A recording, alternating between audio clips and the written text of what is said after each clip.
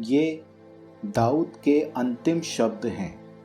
ये यिशै के पुत्र दाऊद की वाणी है, अति प्रतिष्ठित व्यक्ति की, याकूब के ईश्वर के अभिषिक्त की, इज़राइल के मधुर गायक की वाणी है। ईश्वर का आत्मा मेरे द्वारा बोलता है, उसकी वाणी मेरे जीवा पर विराजती है। इज़राइल का ईश्वर बोला, इज़राइल की चट्टान ने मुझसे कहा, जो मनुष्यों का न्यायपूर्वक शासन करता है, जो ईश्वर पर श्रद्धा रखते हुए शासन करता है, वो सूर्योदय के समय मेघ विहीन प्रभात में प्रातःकालीन प्रकाश जैसा है। वो उदीयमान सूर्य जैसा है, जो वर्षा के पश्चात भूमि से घास उगाता है।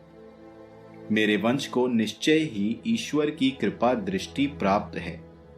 उसने मेरे लिए एक चिरस्थायी सुव्यवस्थित विधान निर्धारित किया, जिसका निष्ठापूर्वक पालन किया जाता है। वो मुझे सुख शांति देता और मेरे सब मनोरथ पूरा करता है। सभी दुष्ट कांटों की तरह फेंके जाते हैं, कोई उन्हें खुले हाथ से नहीं बटोरता। वे लोहे के हथियार से या भाले के डंडे से बटोरे जाते और आग में जलकर भस्म हो जाते हैं। दाऊद के वीर योद्धाओं के नाम इस प्रकार हैं। तहकमोन का योशेब बशेबेत, जो कवचधारी सैनिकों का नेता था, उसने एक साथ 800 आदमियों पर अपना भाला चलाया और उनको एक ही भिड़ंत में मार गिराया। उसके बाद अहोही का पौत्र दोदो का पुत्र एलाजार था। वो उन 3 प्रमुख योद्धाओं में एक था जो दाऊद के साथ थे और युद्ध के लिए एकत्रित फिलिस्तियों को ललकारते थे। इजरायली पीछे हट रहे थे, किंतु वो डटकर फिलिस्तियों को इस प्रकार मारता रहा कि उसका हाथ थक गया और ऐंठ कर तलवार से चिपक गया। उस दिन प्रभु ने महान विजय दिलाई।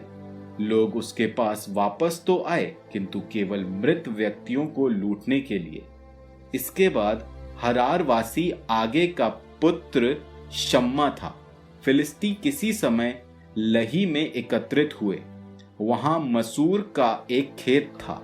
इजरायली फिलिस्तियों के सामने से भागने लगे, लेकिन वो खेत के बीच में खड़ा होकर उसकी रक्षा करता रहा और उसने फिलिस्तियों को पराजित किया। प्रभु ने उसे महान विजय दिलाई।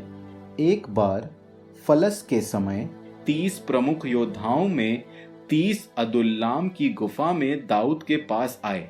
फिलिस्तियों का एक दल रफाईम के मैदान में पड़ाव डाले पड़ा था।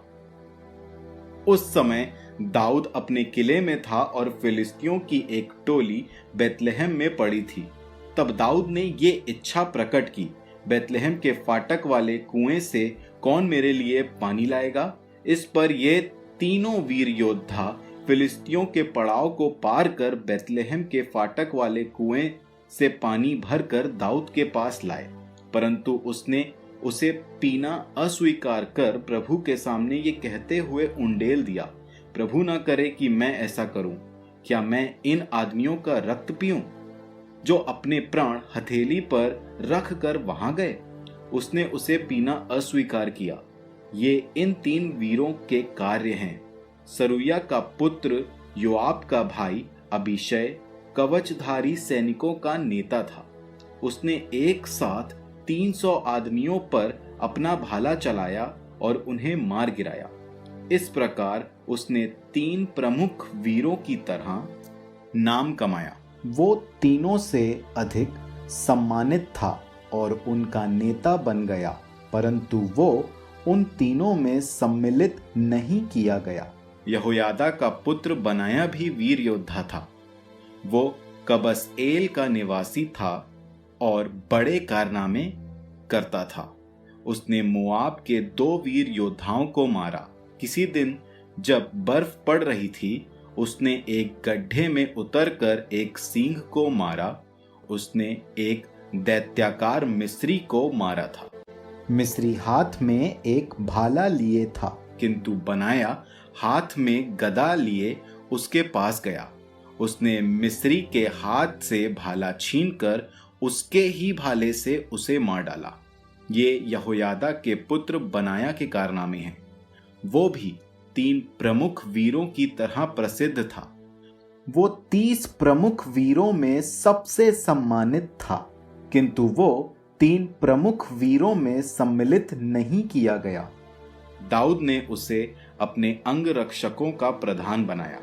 योआब का भाई असाएल भी उन 30 में एक था। फिर बेतलेहम वासी दोदो का पुत्र एलहानान, हरोत का शम्मा, हरोत का एलिका, पलटी वंशीय हेलेस, तकोआ निवासी इक्केश का पुत्र ईरा, अनातोत का अबीएजेर, हुशाती, मबुन्या, अहोही, सलमोन, नटोफा का महरै, नटोफा के बाना का पुत्र हेलेब, बेन्यामीन के गिबआ निवासी रीबै का पुत्र इत्तै, पिरातोन का बनाया, नहलेगाश का हिद्दै, अरबाती, अबियल्बोन, बहुरीम का अस्मावेत, शलबोम का एल यहबा, याशेन के पुत्र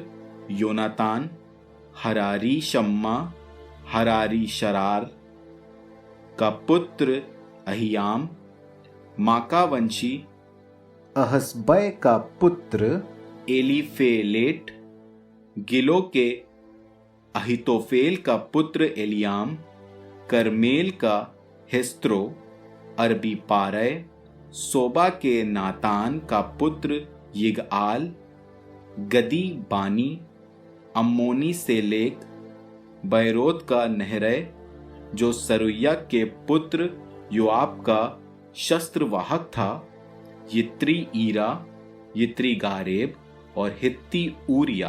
कुल 37।